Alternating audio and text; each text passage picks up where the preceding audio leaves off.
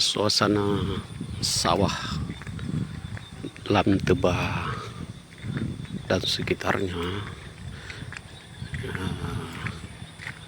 Menurut aliran air ataupun sawah yang mempunyai irigasi alami dan tanahnya subur, ini sama-sama kita dapat melihat kondisi daripada